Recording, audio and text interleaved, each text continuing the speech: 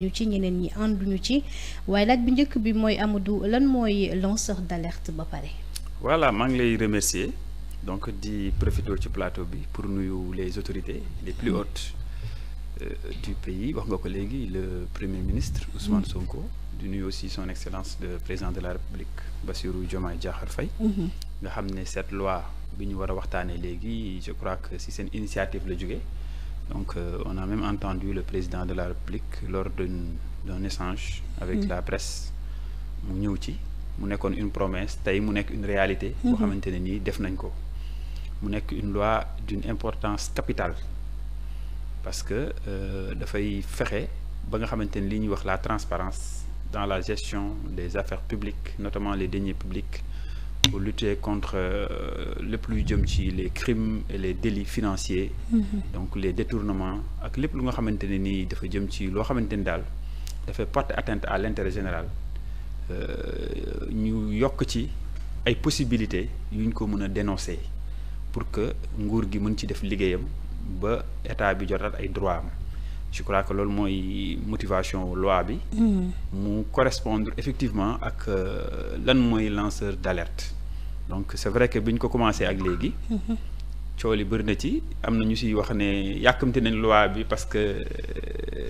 am na lu bëri lu ñu war a dénoncer n'est-ce pas donc mu nekk loo xamante ne nii laaj na quand même ñu préciser lan mooy lanceur d'alerte méngale aussi la notion de lanceur d'alerte à la notion d'influenceur donc parce que dafa bëri ay notions yu bëri ci nekk yoo xam ne dañoo wuute mais nit ñi bu ñu déggee loi bi rek dañuy foog ne loi bi mooy nga toog sa internet gis dara ne Aïssatou tabax na lii wala Aïssatou lubal ne déedéet loolu du lanceur d'alerte donc lanceur d'alerte dafa am statut bu ñu ko créer bu bees ci réew mi mu am ay conditions yoo xam ne daf ci war a répondre pour ñu mun ko qualifier de lanceur d'alerte pour mu mën a bénéficier ci statut de lanceur d'alerte pour que mu mën a am la protection mu mën a jouir de la protection bi loi bi prévoir pour mën a protéger lanceur d'alerte bi donc su fekkente ne yow da nga bëgg a nekk lanceur d'alerte il faut que nga xam lan mooy définition bi lan mooy condition yi lan mooy procédure yi ak nan nga mën a def ba jouir de cette protection là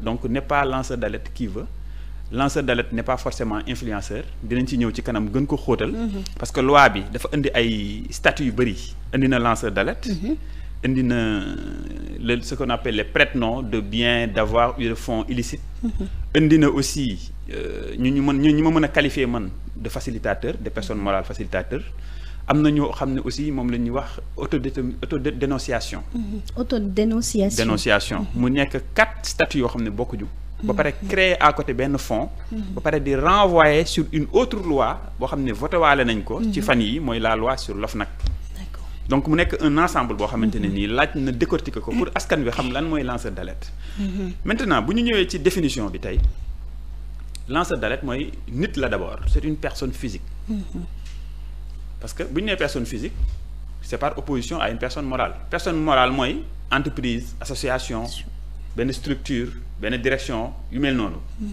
personne physique mooy comme man ak yow nit ak i noppam donc lanceur d'alerte nit ak i noppam la d'abord c'est une personne physique loolu mooy premier élément bi qui agir en principe dans le cadre de ses activités professionnelles bu ñu demee ci article 1 loi bi donc nekkul koo xamante ne nii rek da ngay toog nga ne dégg naa waa 2A diw def na fa nangam wala diw déedéet day fekk nga nekk fa xam ko nekk ci biir mbir mi ñooñu lañ viser nga xam ne ñooñu ils connaissent des choses yoo xamante ne nii c'est des informations yoo xam ne day am ci slide mu mel ni lanceur d'alerte bi kon day am benn niveau intellectuel niveau boo xam ni mën na tax mu mën a lancer alerte wala mën na tax mu mën a def liggéeyam correctement comme il le faut non pas forcément niveau intellectuel loolu amu ci importance ci loi bi waxul benn yoon ne lanceur d'alerte da nga war a am niveau déedéet li ñu bëgg d'abord mooy le cadre d'abord parce que daf ne c'est une personne physique qui agit dans le cadre de ses activités professionnelles loolu c'est important la notion d'activité de personne physique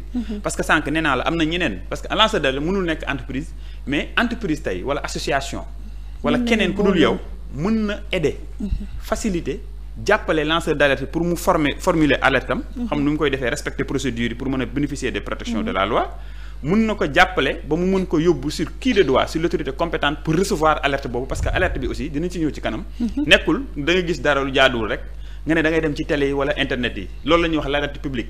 c'est pas ça. mais foofu est-ce que laajul formation aussi. non laaj na leeral loi bi bu baax a baax a baax a baax. loolu laa la wax sànq par exemple kii gis dara mu gis ne kat loi bi daf ne lanceur d'alerte. mooy kii gis ay jalgati yoon maanaam des crimes des délits financiers. des détournements ou bien des atteintes ou bien des présomptions d'atteinte yu solides sur l'intérêt général.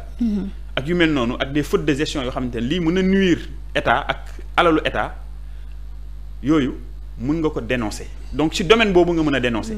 am na ay domaines yoo xam ne tamit loi bi préciser na ne mënoo ci alerter. par exemple li nga xam ne c'est protégé par les secrets défense. waaw loolu mënoo ci alerter. li nga xamante ne nii dafa jëm ci wàllu délibéré yi am ci juridiction par exemple procès loolu mënoo ci am def alerte déedéet. parce que mënoo am accès ci dossier yi. non même boo amoon accès ci dossier yi amoo droit di ko divulguer. voilà parce que ki nekk di liggéey foofu nit mën na fa nekk di fa liggéey. gis dara loo xam ne jaarul yoon mais amul droit. di utiliser la loi sur les lanceurs d'alerte am na yeneen procédure interne parce que loi bi aussi il faut dire que ñëwul fekk fu vide. am na yeneen procédures yu fi am yoo xamante ne nii loi état bi mettre na ko en place. mais dafa am ay failles ak ay manquements yoo xamante ne loi bi day ñëw ci niche yooyu mu jéem ko fatt pour permettre. yenn infractions yi nga xam ne da doon échapper corps de contrôle yi ñu mën leen a jël parce que tey ki nekk ci biir mbir. kooku dina si gis loo xamante ne nii même IGE bu fa ñëwoon wala Cour des comptes mën na ko bañ a gis donc niche yooyu la loi bi ñëw pour fatt ba pare indi benn protection mais néanmoins c'est une protection encadrée. parce que am na domaine yoo xam ne par exemple diggante avocat ak client am. foofu même boo fa amee yenn information yi mënoo utiliser le statut de lanceur d'alerte nga ne non da ngay dem dénoncer ko. ba pare ni ngay dénoncer affaire bi nekkul da ngay dem ci télé yi wala ci rajo yi di ko dénoncer non non dénonciation bi dafa am procédure boo xam ne fa nga war a jaar. waaw muy ban procédure. procédure bi par exemple su fekkente ne maanaam dañ ne y a ce qu'on appelle la dénonciation interne et la dénonciation externe. loi bi dafa ne bépp entreprise. publique mais préciser wul par exemple.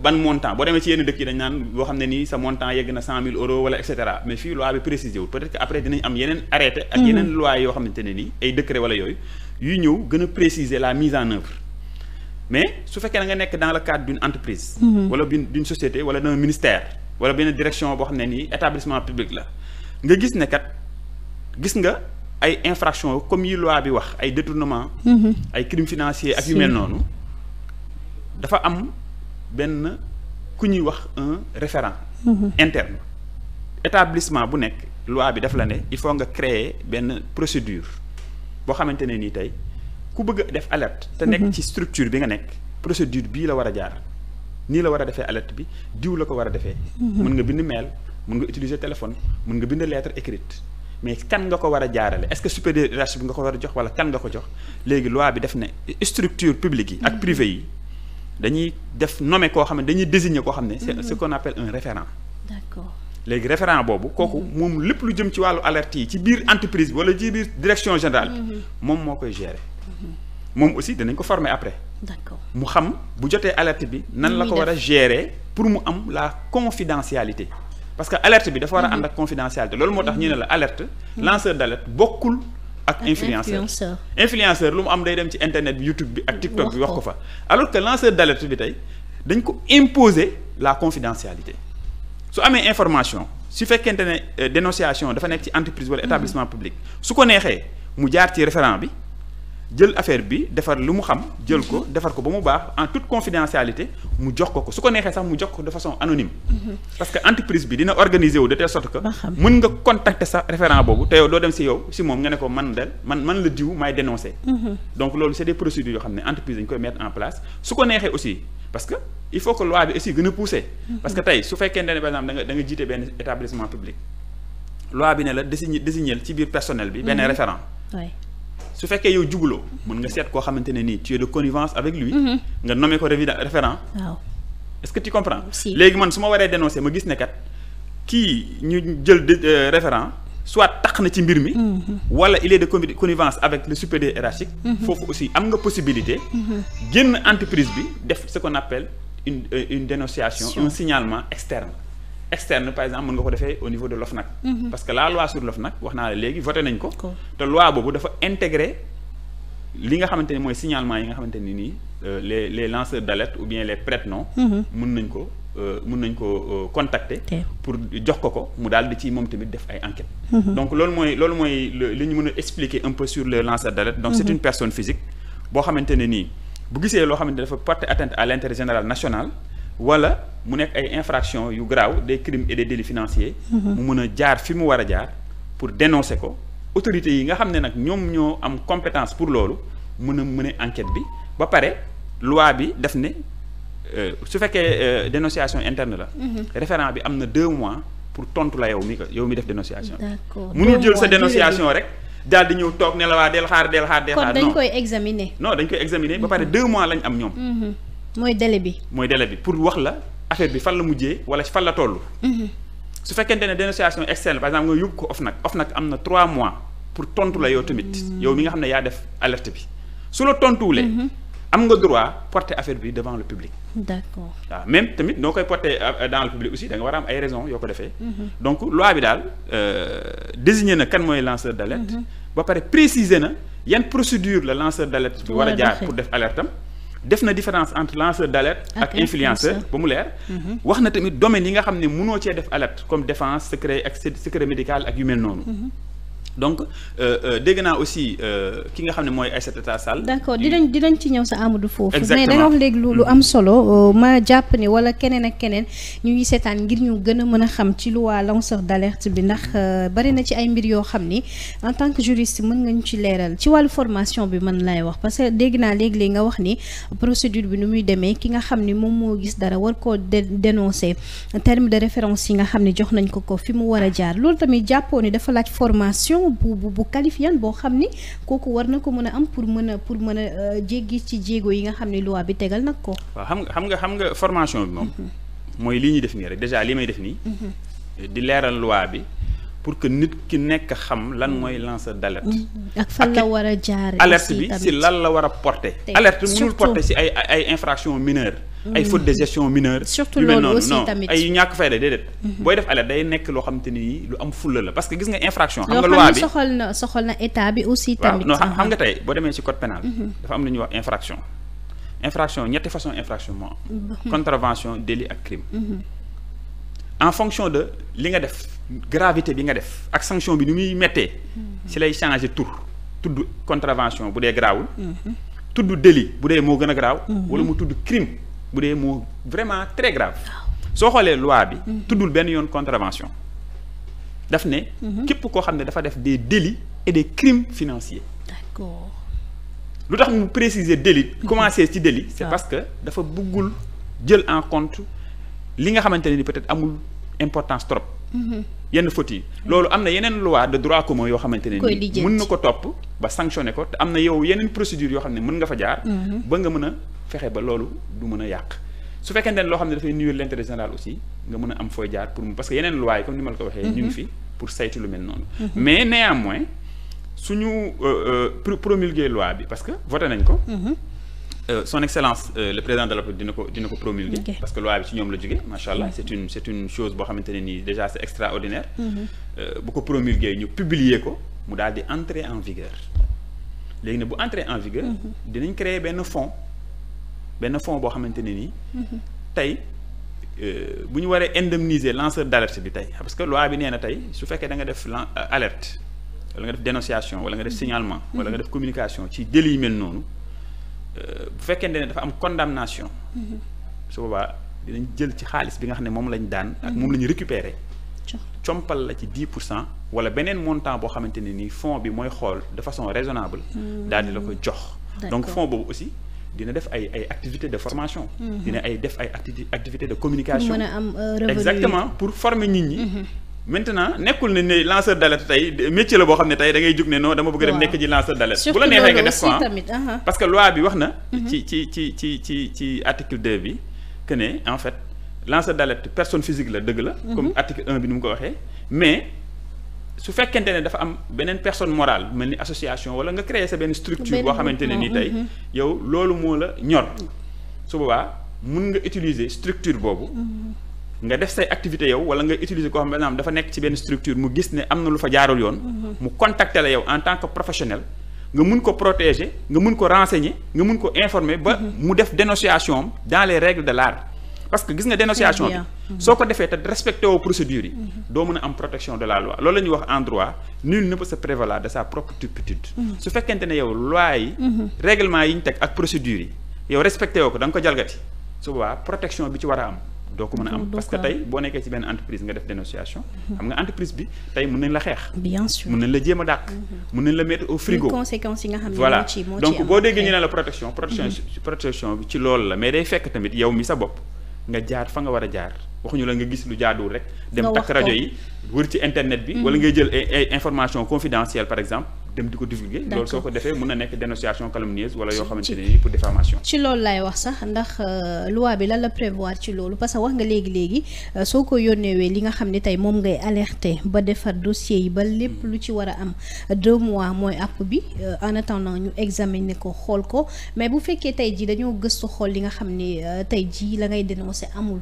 wala nekkul dëgg loolu loi bi lan la ci waaw loolu ministre bi am na lu mu ci wax ministre de la justice may profité di ko nuyu di nuyu aussi le procureur Ibrahima Ndoye donc xam nga tey boo xoolee ministre bi am na benn terme bu am importance bu mu wax mu ne les faux lanceurs d'alerte foofu waxul ak lanceur d'alerte le faux lanceur d'alerte la wax waaw wala ki nga xamante ne ni waaw wala ki nga xamante ne ni par exemple da koy mbubboo niñ ko maanaam pas mbubboo mais yow gis nga loo wala alerté loi bi article bi lu mu wax infraction yu mu wax gis nga ko te liir nga ko ba xam ko gis nga ko maanaam gis nga délit financier wala yenn atteinte à l'intérêt général mais respecté wuloo procédure bi su boobaa doo mën a am protection de la loi mooy li ma la expliqué léegi am na koo xam ne aussi li muy def ko pour l'intérêt général da koy def pour régler ses comptes personnels ak Aïssatou bëgg na daaneel Aïssatou muy dem di créer ay affaires yoo xamante ne nii taxawul dem ci public bi di ko porter presse. comme ni ñu koy waxee bari na fi waaw loolu aussi boo ko defee ci mën nañ la considérer comme le ministre de la justice wax Ibrahima Dia nu mu tuddati Ousmane Diagne que ne yow tu es un faux lanceur d'alerte loolu bokkul ak lanceur d'alerte bi nga xamante ne nii dafa gis dara mu def procédure alerte bi ñi war a def enquête bi parce que yow doo policier lanceur d'alerte doo policier doo gendarme doo juge d'instruction doo procureur il faut nga xam ko ñi war a def enquête bi wala OFNAC par exemple ñoom dinañ def enquête bi yeggale ko pour xam au finish est-ce que li nga waxoon am na wala amul su dee am na ñu condamné nit ki ba pare xaalis bi ñu ci récupéré ñu dàmp la ci yow maanaam jox la ci su dee dañuy def enquête ñu gis ne effectivement yow li nga doon njort finalement mujjul am kenn du la daan déedéet daan bi lan la kenn du la daan amul daan déedéet bokkul parce que il faut nga def la différence entre lanceur d'alerte bi nekk dans les règles gis am njortu yu wóor que ne kat wax dëgg yàlla lii c'est une forte présomption que ne y a un détournement wala procédure nangam ak nangam respecté wuñu ko mu jaar fa mu war a jaar pour alerter parce que alerter nekkul accusé yëgle la rek su boobaa ñi war a def enquête bi dañuy def enquête bi ni mu waree yow nekkul yow yaa war a indi les preuves que ne lii dëgg am na boo amee preuve yi c'est très bien mais soo demee ba njort loo xam ne leer na ne firnde parce que tu es un professionnel tu agis dans le cadre professionnel bu ko fàtte su boobaa ñi war a enquête dañuy continuer suñ demee ba ci biir ñu gis ne wax dëgg yàlla yow li nga wax xëy na ni nga ko foogee woon ameewul noonu kenn du la daan te entreprise bi aussi mënul def représailles contre toi parce que loi bi da lay protéger bokkul ak ki nga xam ne day def alerte de mauvaise foi kooku doo ko considérer comme lanceur d'alerte kooku bu defee alerte bu baaxul wala def ko de mauvaise foi maanaam am na beneen njeexital moo ko tax a jug moom pour yàq la wala pour détruire la wala wax lu ko wóorul pour son propre compte kooku moom dañ koy mën nga ko attaquer ñu condamner ko pour dénonciation calomnieuse comme ni ko le ministre waxee en vertu de l'article 362 du code pénal donc il faut faire la différence parce que am na noo xam ne boo ko communiquer rek nit yi dañuy naan mais kon loi bi lan lay jëriñati parce que dañ naan su fekkee ne da nga gis dara ñu dem ba ci biir ñu gis ne loolu mënuñ ci condamner nit ki kon yow dañ lay daan déedéet loolu soo ko waxee noonu rek nit yi dañ naan kon loi bi amatul sens alors que loi bi am na sens bu baax a baax il faut juste faire la différence entre le lanceur d'alerte et le faux lanceur d'alerte qui agit de mauvaise foi voilà. am na solo leneen li muy ci pencum ndaw réew ma ginnaaw bi ñu ko yóbbee foofu ngir daal di koy voté loi lanceur d'alerte bi am na ñenn ñoo xam ni ànd nañ ci am na ñenn ñoo xam ne ànduñu ci bokk na ci maître Aïssata Tall Sall yaa ngi koy junj léegi parce que dégg nañ ci ay kàddoo mu wax ni loi bi ni ñu ko tëggee amaana ñoom neexu leen wala arrangé wu leen wala gisuñu ci solo bi nga xam ni moo ci war ba tey jii ñu war ko indi ca pencum ndaw réew ma. waaw bon xam nga déjà boo xoolee vote bi moom vraiment daanaka député yi l'ensemble des députés voté nañ ko. vraiment ñu ko si voté wul bëriwul. bon maître Aïssata Tall Sall avocat bu mag la mais des fois man damay wax ne des fois gëstu bi day des. waaw parce que ñoom boo xoolee. bon ñu ñëpp ñoo bokk fu ñu jàngee mais suñu mag ñi suñu aîné yi si droit ñoom dañu tolloog jamono boo xamante ne nii. mooy jamono yu mimétisme juridique mooy lan lépp lu am France rek ñu jëlee ko na mu amee France ci loi indi ko Sénégal voté ko Assemblée nationale ñoom culture boobu la ñu am. d'accord te génération bi ñu nekk nii xam nga le président de la République son excellence Bassirou Diomaye Diakhar Faye c'est un juriste le premier ministre c'est un juriste ba pare nekk ay inspecteur des impôts et domaines xam état bu baax a baax ba pare nekk ay leaders yoo xam ne ils sont décomplexés amuñu benn complexe vis-à-vis des tubaab ba pare am xam-xam nekkut dépassé nañ jamono yi lu tubaab yi voté rek nga jël ko indi ko à la lettre voté ko Sénégal boo demee France tey parce que moom elle fait référence à la loi française Sapin 2 loi Sapin Jean-Michel Sapin moom moo njëkk ñu amélioré ko indi Sapin 2 te gis nga loi sénégalaise bi dafa raw sax loi française boobu daf leen raw lu bëri parce que su ma la déggee moom lu ci bëri du sukkandiku jëm ci suñu loi bi nga xam ne non xam nga moom déjà muy wax waxu elle a parlé de deux choses benn bi elle parle de l'intérêt général beneen bi elle parle des rétributions maanaam le fait que tey nga def alerte ba pare ñu fay la 10% yi warul voilà gis nga premier point bi intérêt général bi y a deux choses ñaari façon intérêt général moo am foofu ci loi d'alerte lanceur d'alerte bi xam nga boo jëmee ci article premier bi dafay wax ne nit ku def délit alerte bi si lan la war a doon maanaam alerte mooy lan parce que moom nee na déjà on n'a pas défini la notion d'alerte alors que définir nañ ko parce que ni nga mën a définir nit bëri na définition ni ñu ko mën a defee yow su ma la jëlee comparer la ak keneen sax définir naa la définition ni ñu koy defee bëri na am na différence mais bëri na donc loi bi def ne ki nga xamante ne ni mooy personne physique di agir dans le cadre de ses activités professionnelles mën na signaler mën na communiquer mën na divulguer mais loolu mooy définition de l'alerte donc la loi a bien défini la notion d'alerte donc moom dafa bëgg ñu jël li am France indi article spécial pour définir la mooy la alors que loi bi définir na ko clairement est-ce que loolu tam mën na nekk non loolu mën na nekk mais day guddal loi bi rek ci naka la guddal ko gën a bëri article yi rek te amul sens am na ñoo xam boo leen joxee benn texte de loi bu guddee sax duñ ko lire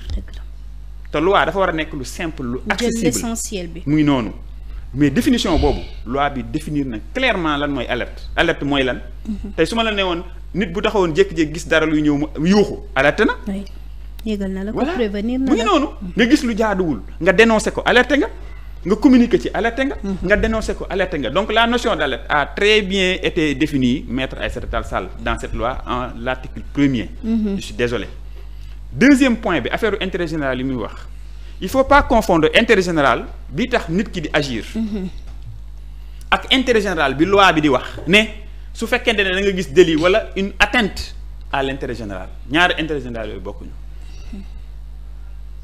intérêt général bi nga xam ne moo war a motiver ki def alerte bi mooy lan dama gis ne kat kii li muy def nii c'est un délit financier dafay jalgati yoon dafay lubal alalu réew mi lii kat c'est protégé par l'intérêt général mooy beneen intérêt général bi maanaam def nga infraction pénale mais man lan moo tax may agir est-ce que damay agir parce que xaalis bi may jox kese la xaalis bi ñu lay jox ça n'a rien à voir ak sa intérêt général parce que député bii di nekk assemblée ñoom ay député lañ xam nga moom li muy def maître Aïssata Tall Sall li muy liggéey assemblée c'est une activité d'intérêt général wala déet askan wi la fa toog mu ngi noonu askan wi la fay toog kon lu muy def daf koy def pour l'intérêt général mais est-ce que loolu dafa tere ñu fay ko salaire député est-ce que dafa tere ñu jox ko carburant 900 000 am na ko est-ce que dafa tere ñu jox ko oto tu vois donc il faut pas confondre intérêt général ak le fait que tey ñu lay fay ça n'a rien à voir ça c'est pour motiver et je pense que foofu c'est l'ingéniosité de nos dirigeants parce que dañoo xool loi bi président dafa xool mu xam ne pour gën a sawarloo lanceur d'alerte bi pour gën a mën a préserver l'intérêt général pour gën a mën a protéger parce que tey bu fekkee nañu bëgg nga def ko ci procédure yu mu war a jaar il faut nga yow sa bopp li ngay wax wóor la peut-être di nga ci def ay gëstu di nga ci def ay risques yooyu def di nga ci def ay sacrifices mën nga wut sax cabinet pour mu jàppale la pour mu conseiller la loolu c'est des frais yoo xam ne ni boo ko si defee tey war nañ la ko mën a delloo. D'ailleurs pour te dire sur ce point là gis nga en France boo fa demee dafa am ku ñuy wax le défenseur des droits c'est une autorité administrative indépendante. Loi Sapin 2 bu mu créé lanceur d'alerte bi dafa créé waale benn autorité indépendante. muy loi bi maître benn organe la. organe boobu moom moo tudd noonu comme ñu ne le médiateur de la République rek genre organe yu mel noonu la. gis nga moom bi muy def ay recommandations daf ciy wax ne war nañoo mën a sax créer benn fonds boo xamante ne nii. ñu def lancement d'alerte yi dinañ leen si mën a jàppale. kon xam nga ne kon Sénégal ci point bi raw na France. yow nga bëgg ñu delloo ñu copier France. alors que xamoo ne autorité yi nga am dépassé nañ li xew France parce que balaa ñuy voter loi bi. xool nañ li am ci àdduna bi yépp xool suñu contexte ñun Sénégal ñu xool naka la ñuy tëggee suñu loi donc ci point boobu moom moi je pense que dafa jub. voilà. leerul ñu wax ci wàllu ba tey lanceur d'alerte Amadou Gueye ak lii di droit du travail. code du travail foofu tam yoon lan la fa tëral ndax ginnaaw wax nga ko sànq amaana xëy na nekkul ni métier la boo xam ne mën nañu wax ni carrément kii lii mooy métier mais ay màggu ak ay dénonciation yoo xam ne am na te ñu war koo fësal loolu mooy liggéey mais loi bi lan la ci indi loolu ci wàllu code du travail. bon xam nga tey loi bi.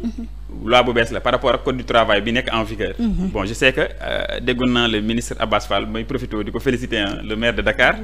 Voilà donc muy wax ne ñoom ñu doon liggéey ci ministère bu mu nekk actuellement ministère du travail de l'emploi et des relations avec les institutions. ñu ngi liggéey bu baax a baax ci benn code du travail bu bees. code du travail boobu. ñëwagul entréegul en vigueur. Et je sais que. par rapport ak loi bi bees nii xëy na dinañ ci gën a jëlaat seen temps. pour intégrer loi bi pour mu mën a duggaale ci code du travail bi parce que tey boo xoolee loi sur l'OFNAC loi bu bees bi boo demee ci article 18 ak article 33 dafay intégrer la notion de lanceur d'alerte wax ne dénonciation yi lanceur d'alerte mën na ko jël donc OFNAC bi passé tenirul woon compte loolu parce que xamu ko woon parce que loi amoon Sénégal lii lu bees la nguur gi moo ko fi indi donc loi bu bees bi ñu voté nii pour OFNAC intégré na ci article 33 am dénonciation yi nga xamante ne nii mën na nekk de façon normale interne externe de façon kii wala de façon comment tuddati anonyme mu jóge ci le lanceur d'alerte donc code du travail buy génn mën na intégrer loolu balaa ñu koy publier di ko mettre à jour mais leneen li ci topp rek mooy tey ki nga xam ne dafa nekk ci benn entreprise dès lors que loi bi entrée en vigueur déjà am na protection de la loi lu mu daan liggéey lay liggéey lanceur d'alerte nee naa la statut la mais activité la aussi booy mënee waaw yow nekkoo ci entreprise bi comme un lanceur d'alerte mais boo gisee ne xam ne loo xam ne nii entraîné dans le cadre de cette loi là da nga ci alerter nga daal di jëli ji loi bi xool procédure yi référent bi nekk ci biir entreprise bi nga xam ne war nañ ko désigner nga jaar ci moom pour def dénonciation ba nga war a def ba pare nag nga continuer sa liggéey voilà donc ce qui veut dire que tey bu fekkee ne c'est en dehors de l'entreprise keneen koo xam ne yow da nga bëgg a def métier lanceur d'alerte loi bi terew la ko mën nga créer sax sa structure mais l'essentiel na nga respecter procédure yi ba am protection voilà ba pare nga am information yu wóor am si ko sukkandiku mais mënoo créer sa entreprise nga ne entreprise bi personne morale mooy def dénonciation non il faut qu'il y ait une personne physique voilà ba pare leneen li ñu ci war a préciser rek mooy loi bi waxul lanceur d'alerte kese sànq nee naa la dafa am ñeenti statut yu ci am lanceur d'alerte moo ci bu njëkk bi y'a ce qu'on appelle les facilitateurs mooy comme li ma la wax par exemple nga créer sa benn structure wala nga am benn association gis ne Aïssatou kat dafa bëgg a dénoncer fu muy liggéeyal te bëggul jël ay risques nga xam ne mën na am ay représailles par rapport ak patron am wala yu mel noonu mu jëm ko dàq wala mu koy mettre au frigo wala yu mel noonu pour nga aider ko ba mu mën a am protection de cette loi là ba mën a def alerte am dans les règles de l'art en toute conformité loolu moom la ñuy wax les facilitateurs loi bii dafay permettre tey lanceur d'alerte bi ak facilitateur am yépp nga xam ne mën na nekk sa association mu bénéficier moom tamit de ces protections de la loi ba nga xam ne yenn représailles yi wala ñu porter la plainte pour diffamation wala divulgation de documents yooyu loi bi dina la ci protéger donc beneen statut bi mooy ce qu'on appelle les prête-noms. Prête-noms de fonds, de biens ou d'avoir illicite. Par exemple Aïssatou luubal alal ëllëg mu def ci turam mu bañ ñu dénoncer ko parce que là y a la loi sur la déclaration de patrimoine. Très bien. nga bañ ñu wane ne yow kat yaa moom bañ la faleeg diggante beeg léegi kat tabax nga fi ay kër jënd nga kër fii jënd nga kër fii et cetera nga jël alal jooju def ko ci turu Aïssatou bu ñëwee nga ñëw def sa déclaration patrimoine waaxu ji foofu dem joxe of nag ñu ne yow de vraiment yow sa alal bëriwul te fekk alal ja nga am da nga koo nëbb ci turu keneen loolu la ñuy wax prête-nom yow mii di Aïssatou loi bu bees bii daf lay permettre ci of nag daf lay permettre de façon volontaire nag parce que sànq nee naa la le lanceur d'alerte doit agir de bonne foi. Oui. Mais le prête-nom doit agir de façon volontaire. Il doit y avoir absence de désistement volontaire. maanaam. moom prête-nom bi. ba dara xewagul yow Aïssatou nga dem waaxu dànk comme voté nañ loi bi léegi bu ko président bi promulgué ba ñu publier ko incha allah ci journal officiel bi rek waaxul demal dénoncé demal of nag nga leen man day wax dëgg yàlla. lii laa am ak elmat daal. dénkoon na ma këram. am na këram bu 100 millions wala 200 millions boo xam ne daal jàpp naa ne jaarul yoon parce que bu jaaroon yoon du ko def sama tur. am na kër fii boo xamante ne nii kër gi 200 millions la wala 500 millions la. wala dénk na ma walisu 2 milliards. wala dénk na ma nangam. otom yii parc automobile bii nga xam ne oto luxe la oto yëpp sama tur la ko def man moom ma oto yi. kër gi moomu ma ko moom moo ko moom mais sama tur la ko def. te nag bugguma am ay problème ëllëg su boobaa loolu la ñuy wax le prête-nom. d'avoir de biens ou de fonds illicites. su boobaa yow loi bi tamit daf lay protéger comme nu muy protéger les lanceurs d'alerte. lu am solo waaye yow Aïssatou. soo toogee ba OFNAC wala police wala gendarmerie wala procureur dem ci elmat mi nga xam ne moom mooy ndey mbili gi. def di ibbi si moom enquête su boobaa yow mënatoo nekk prête-nom. mënatoo nekk nu mu tëddati. prête-nom d'avoir doo mën a bénéficier ti statut boobu. kenn doot la protéger ti suñ ko daanee rek dañ lay daanaale pour complicité. donc li la mën a dimbali mooy képp koo xamante ne nii. da tey la dem. nit dalaa jox alalam bind ko sa tur te mu leer na ne moomoo ko. te nu mu ko amee jaarul yoon parce que xam nga ci dara. bu ñu voté bu ñu promulgué loi ba publier ko incha allah rek. waaxul dem OFNAC nga def dénonciation su boobaa. loi bi da lay protéger. ba pare li ci gën a neex. muy lan. dañ lay neexal. yow it da ngay am dañ lay compal. d'accord ci dénonciation boobu nga def. président waxoon na ko. donc loi bi tamit préciser waat na ko. d'accord dañ lay compal ci alal jooju. nga xam ne loolu yaa koy moom mu lew la ba pare kenn du la mën a topp pour complicité. c'est bon à savoir alors.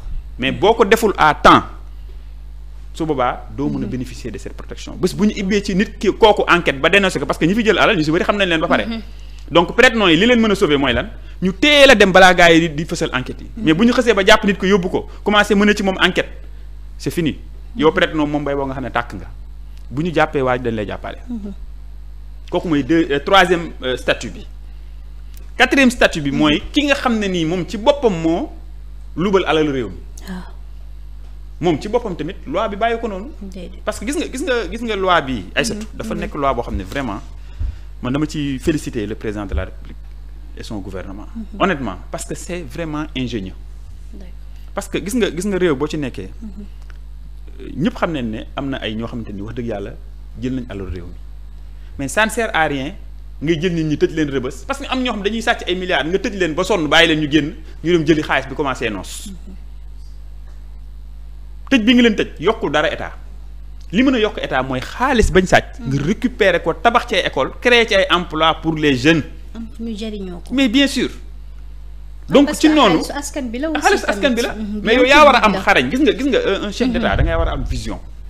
te effectivement lii dafa wane ne ñii dañu am vision. parce que ñëw nañ ci réew mi gis nañ ne y a eu beaucoup de détournement ñu ne léegi ñun est-ce que dañ nar a jàpp nit ñi yóbbu leen 100 mètres tëj leen fa kese est-ce que dina tax ñu jotaat suñu xaalis. la réponse c'est non. en tout cas ce sera difficile. parce que gis nañu ñu téye ba tey jëm ci mu ngi noonu wàllu dernier public ba tey xaalis bi xamuñu. am na ñoo xam ne caution la ñuy joxe te boo amul preuve ñenn ñi seen xaalis dañ ko jël yóbbu ko ci paradis fiscaux yi. boo ci amul preuve da ngay mujj bàyyi leen rek te caution boobu da nga leen koy delluwaat. donc il fallait vraiment être ingénieux. te ils l'ont été gis nga loi bi loi yi ñu voté yëpp man bi moom ci gën a neex. dafa pertinent en fait. parce que li muy voté nañu 4 projets de loi à l'Assemblée nationale. non boo xoolee gis nga bii dafa lié ak yeneen yëpp. ñeenti loi yëpp boo xoolee dañu am ay connexion dañu am ay connexion parce que jàng wax naa la loi OFNAC yi article 18 bi article 33 bi yëpp dafa ñëw ibbi ay possibilités pour lanceur d'alerte bi. maintenant kii nga xam ne moom ci boppam moom lañ jàpp ne moo détourné moo luubal dem uti ay prête-nom jël alalam yóbbu ko fii yóbbu ko fee. léegi li tax ma ne la loi bi dafa am solo. mooy dalay permettre tey kooku mu demal boppam moom ci boppam joxe boppam jébbal boppam. balaa ñu koy. waaw bu demee jébbal boppam kenn du ko tëjati. kenn du ko tëj. yoon du ko daanati dañ koy baal. te day am neexal aussi. déedéet du am neexal nag. du am neexal bi moom du am neexal kenn du la neexal boobaa. du am lanceur d'alerte bi. bu fekkente ne dañ koy neexal bi condition bi mooy lan fekk ñu condamné kii nga alerté woon. fekk dëgg la. ba pare foofu li ñu war a préciser mooy. lépp looy def da nga koy def dans les procédures nga respecter la confidentialité. yow mi def alerte bi kenn waru laa siiwal sa tur pour protéger la. waaye ki nga dénoncé aussi kenn du siiwal turam. d'accord ba enquête bi jeex. boo dénoncé ba pare demaat ci télé bi naan dénoncé naa Elmat yàq nga affaire bi. foofu yoon tamit lu mu. mais dañ lay daan c'est-à-dire que yow da nga yàq affaire bi dootoo mën a. dañuy continuer enquête bi du tere. ki ñu war a daan bu ñu ko war a daan dinañ ko daan mais du boobaa yow 10% yi dootoo ko amati. donc lii tax nga am 10% yi mooy nga respecter procédure yi. ba pare tëj sa gémmiñ ki nga xam ne mooy prête-nom bi.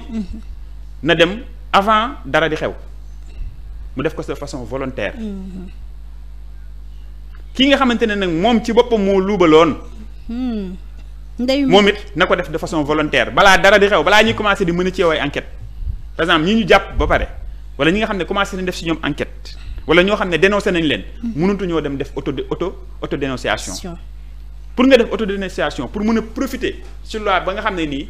ëllëg da ngay delloo alal ji rek te kenn du la tëj. il faut nga def ko à temps nga def ko de façon volontaire nga def ko de façon sincère nga def ko de façon exhaustive. mooy lan doo dem luubal nga 1000 milliards. dem ne waaw man de maa ngi jéggalu waaw man de jëloon naa ci gafaka état gi 300 milliards. te fekk 1000 waaw fekk yow. d'accord 1000 milliards yi 700 milliards yaa ngi ko dugal fii ñi nga def ko prête-nom ñi nga yóbbu ko ci paradis fiscaux yi. loolu la ñuy wax une autodénonciation non exhaustive. suñu buuxee enquête bi ba gis ne am na loo xam ne waxoo ko su boobaa protection ba nga amoon. dañ koy dindi dañ lay daan dinañ récupérer alal ji aussi. très bien voilà donc yooyu mooy vraiment les statuts. donc li ci des mooy le fond bi nga xam ne teg nañ ko fi pour dàmp gars yi def ay formation ak ay sensibilisation motiver leen ñu wax ci loi de OFNAC bi nga wax léegi rawatina OFNAC mi nga xam ni sax dañ koo supprimer ndax xam nañ ni Serigne Bassirou Gueye moo ko yore woon moom lu yàggul dara sax ñu ngi wax ni génn na réew mi ndax xëy na xibaar boobu sax xëy na wérul waaye loolu lañu ko déggee amaana taxawaay bi ak loi bi lam ca daal di tëral jëm ci loi lanceur d'alerte bi nga xam ne moom la ñuy waxtaanee rawatina OFNAC bu bees bi nga xam ni tëral nañu ko loolu itam yan droit la ñu indi ci li nga xam ne moom la ñuy waxtaanee. waaw loi sur l'OFNAC boobu aussi loi bu am importance la parce que xam nga loi sur l'OFNAC bañ ko defee en 2012 Macky Sall moo ko fi defoon. mu nekk lu baax vraiment mu nekk loo xam ne tamit salué nañ ko au niveau international parce que gis nga dëkk. sooy def ay loi sur la corruption contre la corruption. di def ay loi sur la transparence ay loi sur l'accès à l'information di def ay loi sur les lanceurs d'alerte loolu yëpp dafay wane ne yow état bëgg nga teg sa bopp. loo xamante ne nii tey teg sa bopp ci yoon. exactement parce que dañ ne un état de droit c'est un état. dans lequel l'état lui-même est soumis au droit y compris les personnes physiques qui incarnent cet état-là parce que état c'est une personne morale. bien sûr donc loi yooyu soo koy def au niveau international. état yi dañ lay apprécier communauté internationale day apprécier état boobu mais des fois dañ koy def pour naxaate rek en 2012 teg nañ loi bi mu nekk loi bu baax ñu créé OFNAC mu def liggéey bu am solo ñu demaat ba ci kanam waaw ñu demaat ba ci kanam ñu daal jël loi boobu modifier ko dañ ko modifier bu ñu ko modifier man defoon naa fi benn vidéo di wax ne par exemple maanaam ba ñu modifier loi bi Serigne Bassirou Gueye le président de l'OFNAC pour ne pas le citer maanaam pouvoir am dafa jógee ci 10 pouvoirs jëm ci 1000 il était devenu super puissant. article 2 sur la loi sur l'OFNAC là bi fi newoon boo jëlee ñaari loi yu njëkk yi bi njëkk bi bu originel bi ak bi ñu modifié bu bees bi gis nga article 2 bi bu njëkk bi presque 3-4 lignes la bu njëkk ba loi bu ñu modifié xam nga ñaata kii la presque 5 pages xoolal disposition yëpp c'est des pouvoirs exorbitants mooy maanaam ay pouvoirs yu jéggi dayoo yoo xam ne dañ koy jël jébbal ko le président de l'OFNAC ba nga xam ne nii sax tey moo ëpp doole sax les autres magistrats dans les autres juridictions tey gis nga loi bi fi nekkoon bu ñu jàppee nit yóbbu ko mu tuddati parquet financier wala procureur normal procureur de la république wala yeneen procédure président OFNAC am na sañ-sañu contacter juridiction boobu ne leen diw moomu jox leen ma ko. mu gérer dossier dañ koy indi par force. waaw parce que loolu lañu doon gis. déggoo li ma la wax dañ koy indi par force am na si sañ-sañ loi bi moo ko jox. magistrat bu mu ne jox ma diw soo ko joxulee mën nañ la daan tëj la kaso ba pare amende la jusqu'à 50 millions de francs CFA. loi bu amoon doole la. mais loi boobu dafa amoon doole trop. président OFNAC doole yu mu amoon c'était trop. loolu la ñuy wax des pouvoirs exorbitants de droit commun. mu mel ne sax beneen point bi la ñu bëgg waxtaane looloo ko fi indi woon parce que looloo taxoon askan wi génn di dénoncer looloo taxoon li fi amoon ci fitna yi dinañ ci ñëw ci kanam waaye si loi bi c'est ça donc mu nekk ay pouvoir léegi nag loi bu bees bi bu mu ñëwee vraiment rétablir na un peu cet équilibre là c'était vraiment déséquilibré loi bi ñëw créé waat équilibre bu bees équilibrer waat vraiment les pouvoirs. mais jàppoo ne kon jaay doole moo ci gënul fës ci loi boobu noonu. non xam nga loi. ñi koy tëgg ay nit kese lañ. waaw xam nga tamit yow booy def loi boo xam ne yow yaa majorité à l'Assemblée nationale. yow yaay gouverner. pouvoir bi mais yow yaay bu la neexee nga def si tu es de bonne foi nga def loi boo xam ne nga siy seet sa diggante yàlla nga tënkaale sa bopp yow. ba nga xam ne bu ëllëgee boo bëggoon a luubal sax. loi boobu du ko permettre ñii loolu lañ def. mais su fekkente ne tu n'es pas de bonne foi. mën nga def loi boo xam ne à chaque fois yow même booy def ay njombe loi bi da lay protéger kenn du la mënal dara mooy loi d'amnistie bi fi amoon rek ak loi yi nga xam ne da ngay dem ba ci biir parce que moom moo ñëw après kase yëpp mais c'est ça alors que loolu tey booy jiitee loolu baaxul ci yow parce que loolu day tax chaque fois doo xam fooy yem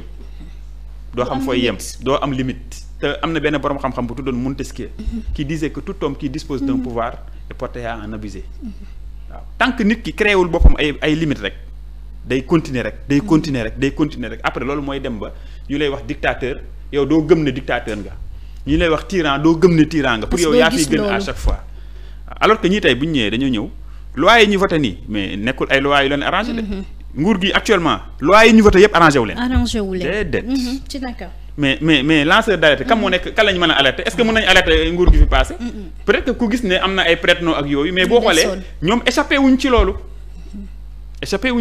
la loi sur l'OFNAC ñoom tamit échappé wuñ ci soo xoolee tegal nañ seen bopp ay loi yoo xamante ni ñoom seen bopp loi yoo daf leen di surveiller mais Amadou jëm ci OFNAC boobu guerre ak corruption ku ne xam na ni dëkk bu ne ak ni muy doxee dëkk bu ne ak tamit la ca am mais ci loi bi avant la ñuy wax ndax am na loi bu bees boo xam ne tëgg nañu ko mu mel ni nguur gi gëstu boobu wala seetlu boobu la ñu amoon ni kon loi boobu moo leen ëppoon doole moo leen supérieur oon moo waraloon tey jii ñu tas ko supprimer OFNAC ndax gis nañu loi boobu doole bi mu amoon est-ce que loolu itam du ñëw dooleeku ci loi bi wala sóoraale nañu loolu yëpp xam nga tey boo xoolee OFNAC daanaka même mbubb bi la rek même personne bi moo fi nekk c'est juste que waaw xam nga loi bi fi nekkoon daanaka li ci baax yëpp boo demaatee ci loi bu bees da nga ko fay fekkaat dara changé wu ci maanaam le fait que ñuy lutter contre la corruption mu ngi fi woon ba tey mu ngi fi fraude ak guerre fraude yeeg yooyu yëpp mu ngi fi ba tey loi bi da koy daan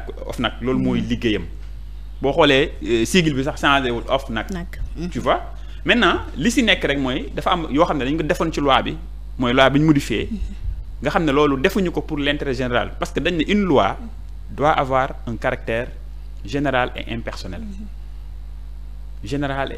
loi waroo ko tëgg pour nit waroo ko tëgg pour daan nit da nga koy tëgg pour l'intérêt général mu régir benn situation objective léegi nag loi bu bees bii loolu la fexe ba defaraat ko rétablir l'équilibre infraction yi nga xamante ne nii loi bee doon na ko bañ ba tey jii boo demee ci loi bi da koy bañ organes yi boo xoolee yaa un président un vice-président ak ña sa des ak assemblée bi mais pouvoir yu ëpp yi ñu joxoon président bi ba nga xam ne mën na tax sax ba liggéeyam du ko mën a def correctement day daal di parce que nit ki am na pouvoir bu mu lay jox yow da ngay am sentiment de maanaam delloo ko njukkal. ba lu mu la sant loolu ngay def.